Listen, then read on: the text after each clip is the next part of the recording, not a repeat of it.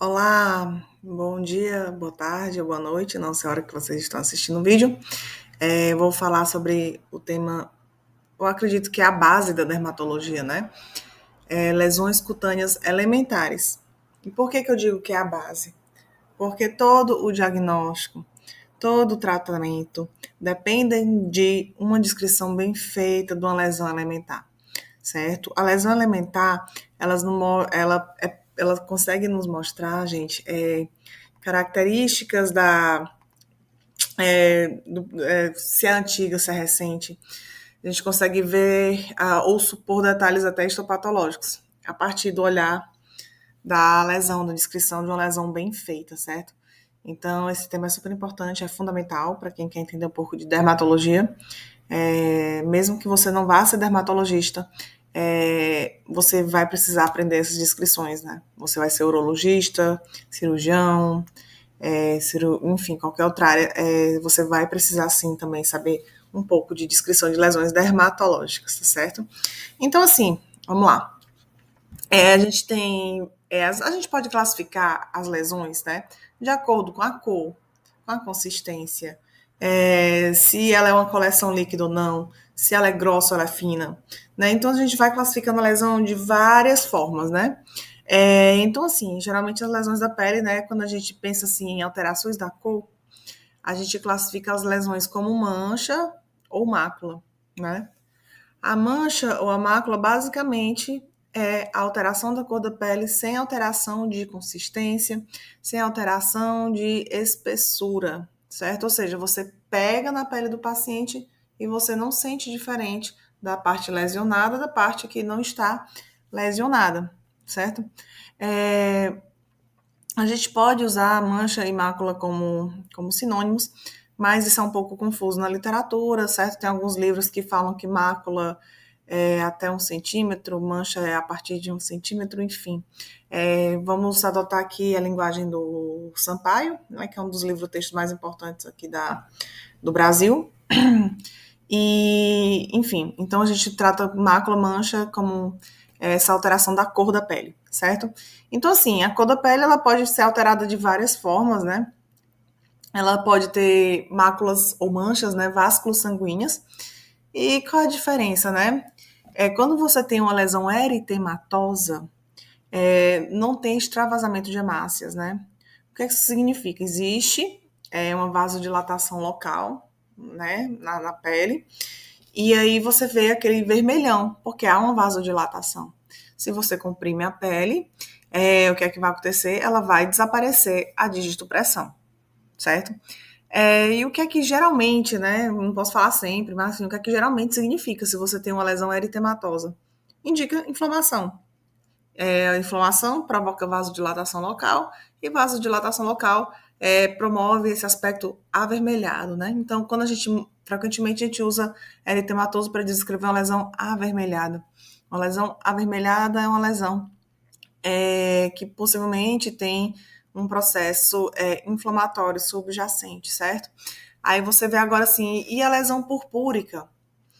Desculpa aí, gente, já tá sem extravasamento de hemácias? Não. Na lesão purpúrica há extravasamento de hemácia, né? Por algum motivo, as hemácias saem lá dos vasos sanguíneos e dessa forma elas ficam lá no tecido subcutâneo, no tecido cutâneo mesmo, causando manchas, né?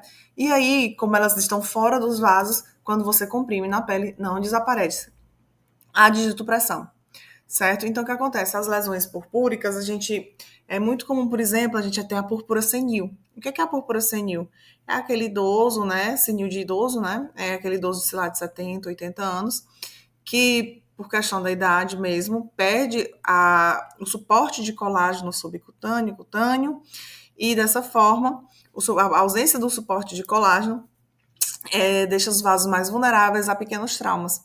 Os pequenos traumas do dia a dia que todos nós temos, né? No idoso, ele acaba pela falta de proteção dos vasos sanguíneos, né? Pela ausência, pelo suporte de colágeno um pouco mais comprometido. Os vasos ficam mais expostos a pequenos traumas e aí dá um extravasamento de hemácias.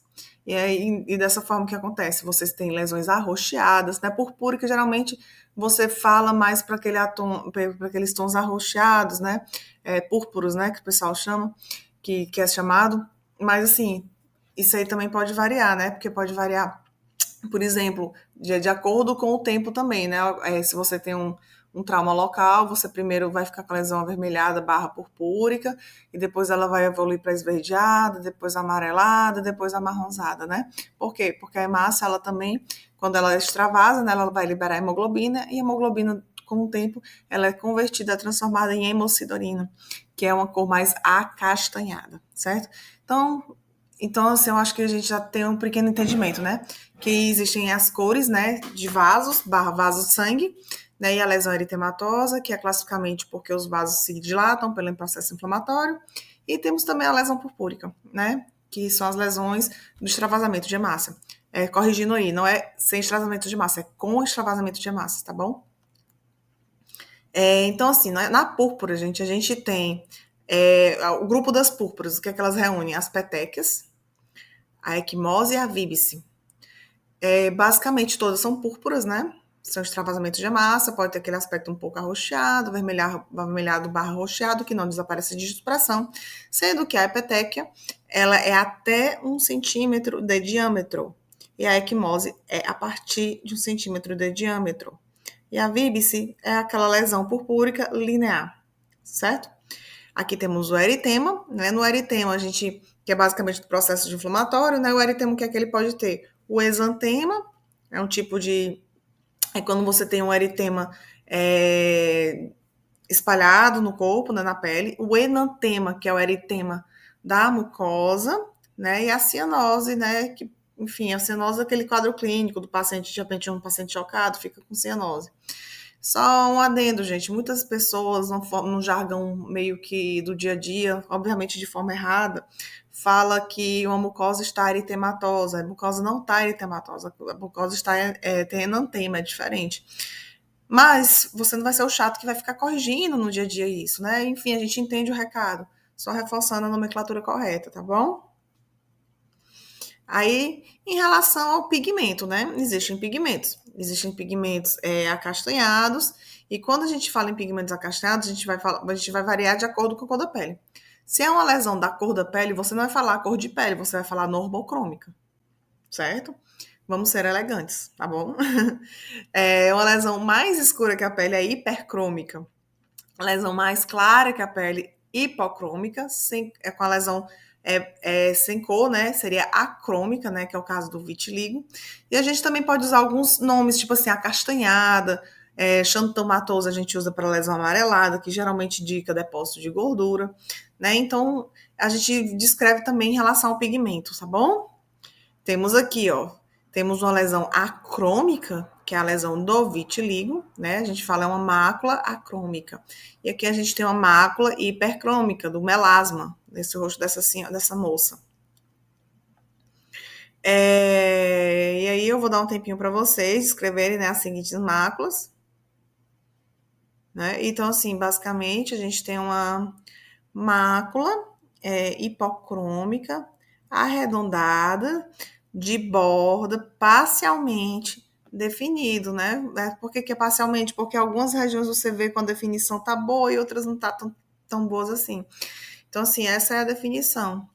Aí aqui a gente tem um racha eritematoso, né? Assim, para ter a certeza, a gente teria que fazer a digitopressão para saber se de repente é uma púrpura com várias petecas, né? Pode ser peteca também. Por isso, gente, que não é legal a gente ficar mandando foto pro dermato. E aí, que diagnóstico é esse? Porque às vezes o dermato precisa pegar na lesão. Uma foto engana muito, tá bom? Então, assim, se desaparece a digitopressão, a gente vai para os eritemas. Se não desaparece, a gente vai para o grupo das púrpuras, ok?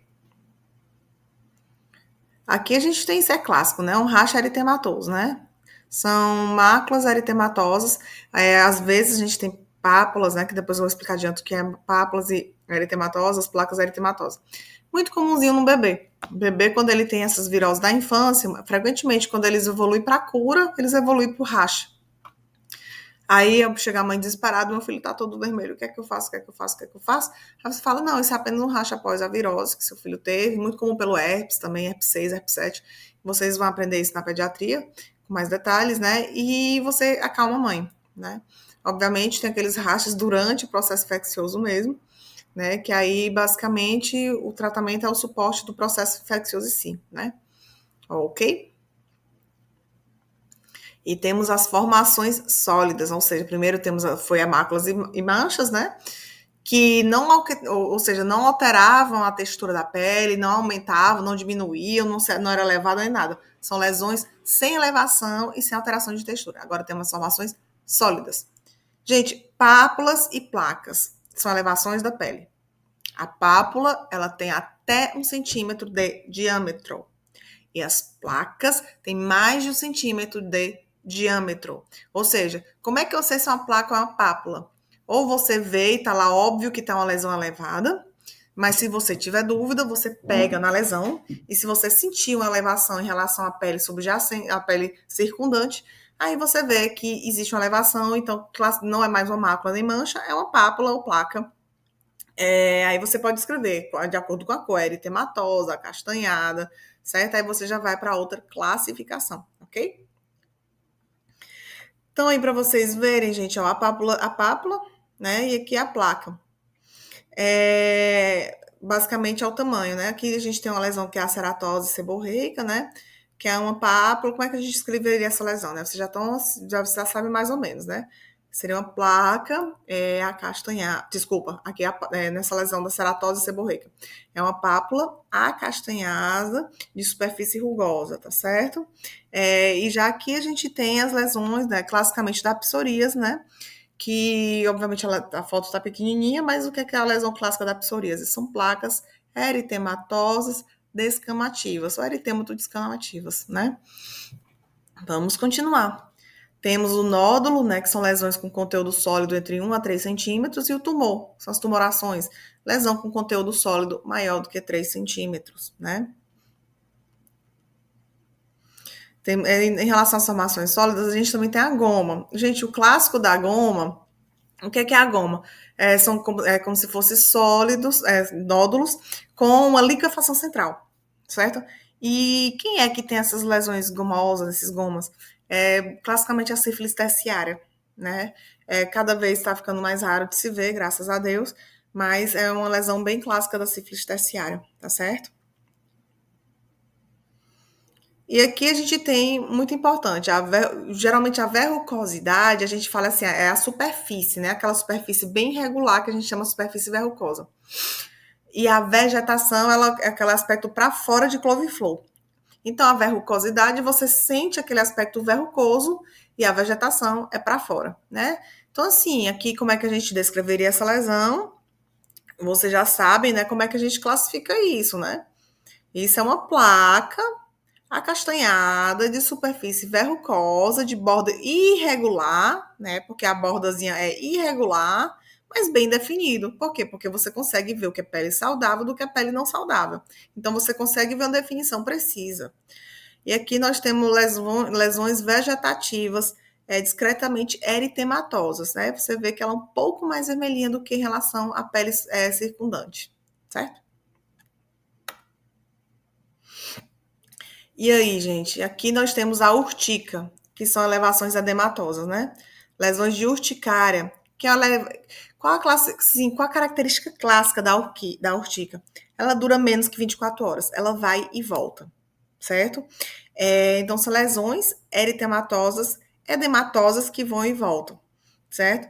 Então, são lesões urticariformes eritematosas em membro superior, acho que esquerdo, certo?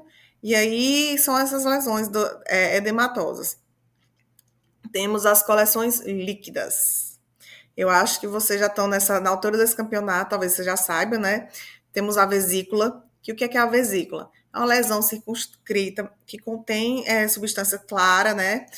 Líquido claro, ou seja, não é purulento, não é hemático, é substância líquido claro, hialino, digamos assim, que tem menos de 1 centímetro.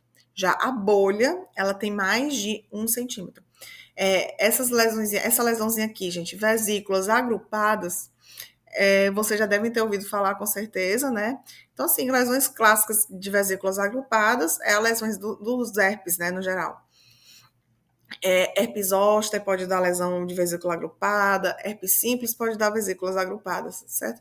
E aqui a gente tem lesões bolhosas, né? Porque bolha é mais do que 1 centímetro, certo? Pústula. A pústula são lesões, são vesículas com pus, né? São, são lesões com conteúdo purulento menor do que 1 centímetro. Já o abscesso, ele tem mais de 1 centímetro, certo? E temos o hematoma.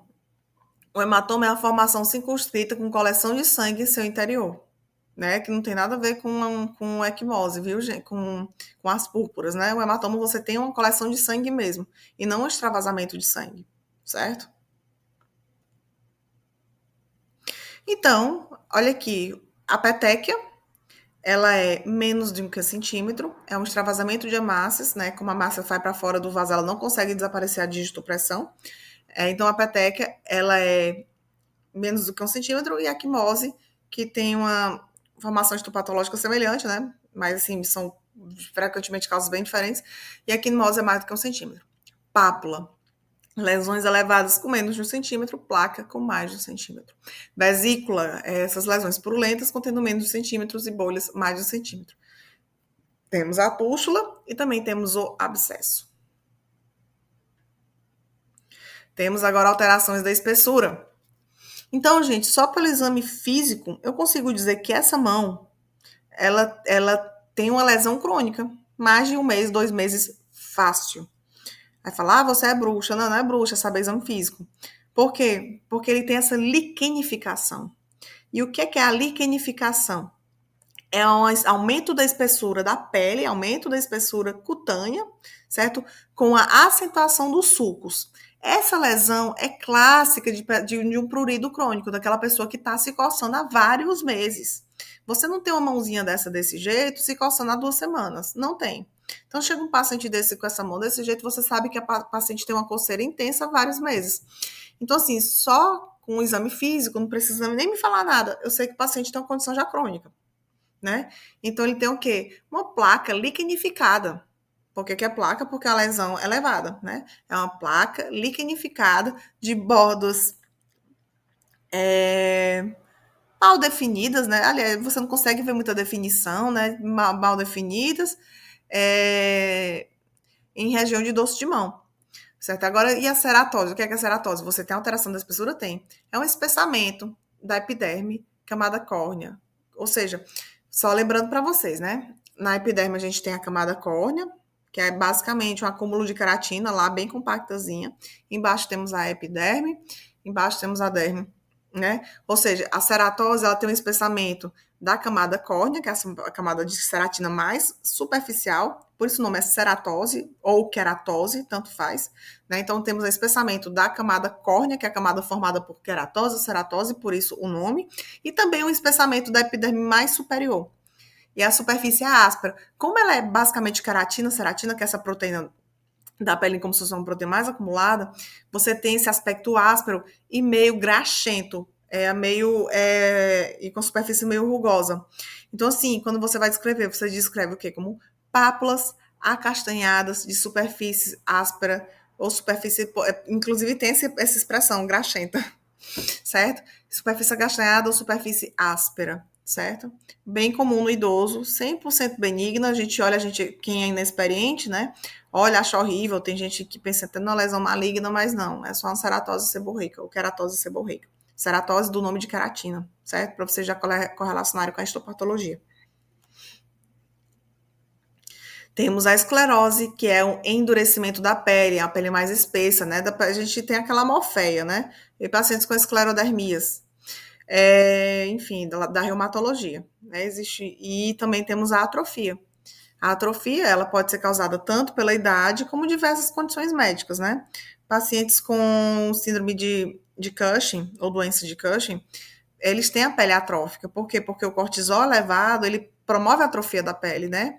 Existe um adelgaçamento da pele, né? E assim, todas as partes da pele ficam mais fininhas. A epiderme fica mais fininha, a derme fica mais fininha, vai dando adelgaçamento de toda parte da pele, certo?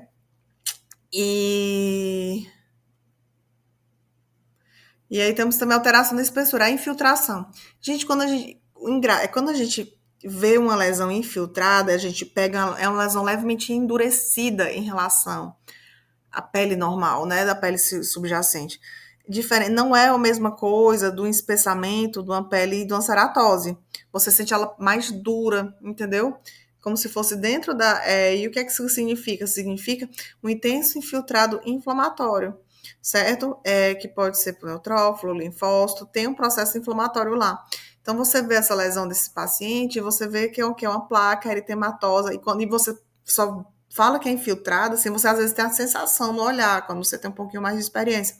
Você sabe que é infiltrada, que é endurecida. Mas assim, é importante você pegar o local e ver que ela é realmente endurecida para falar assim, é infiltrada. Então, é um espessamento difuso por infiltrado celular na derme, geralmente infiltrado inflamatório, certo? Então, assim, é um linfoma cutâneo. Você possivelmente vai ver uma pele infiltrada, né? Pela própria condição histopatológica da condição, certo? Da pele, da doença.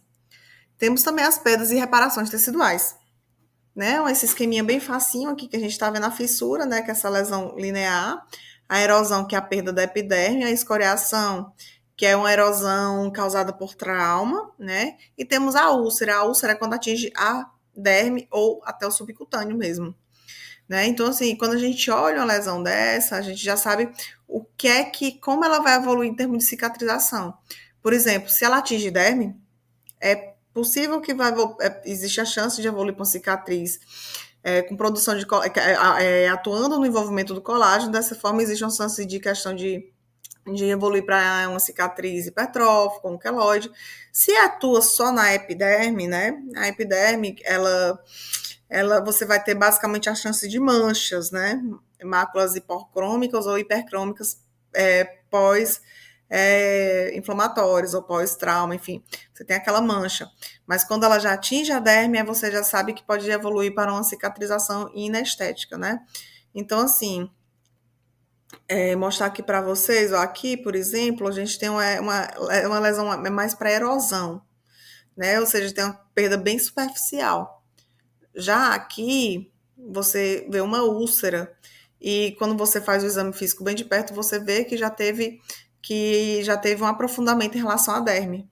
E talvez, assim, se a gente já conseguisse aproximar, porque a gente está vendo a foto, talvez a gente consiga até ver de repente o subcutâneo. Subcutâneo que é formado basicamente de gordura, né? Principalmente de gordura, certo? Então, no exame físico, a gente consegue saber como é que a gente vai, em quanto tempo vai evoluir um tratamento, só baseado no exame físico bem feito da lesão. E o que é a crosta? Crosta é basicamente uma secreção ressecada. Pode ser secreção de sangue, pode ser secreção hialina, que é aquela secreção clara, pode ser aquela secreção purulenta. A secreção purulenta ressecada a gente chama de melicérica, certo? É uma crosta melicérica, sinal de infecção, certo? Que também pode ser uma crosta hemática, certo? Então, nessa criança aqui, a gente vê crosta melicérica, que isso é muito característico do impetigo. Então, essa criança tem um impetigo, né? Diagnóstico clínico de impetigo. E as escamas é um destacamento da camada córnea por excesso de queratina, ou escama, ou descamação, que a gente chama. Em relação à cicatriz, ela pode ser atrófica, pode ser queloide, cicatriz hipertrófica, né? Nesse ladinho a gente tem a cicatriz hipertrófica, porque respeita a borda da lesão, mas o queloide, ela vai além da borda da lesão. Então, ela é classificada como lesão de queloide, certo? Gente do céu. Aí aqui, eu não acredito.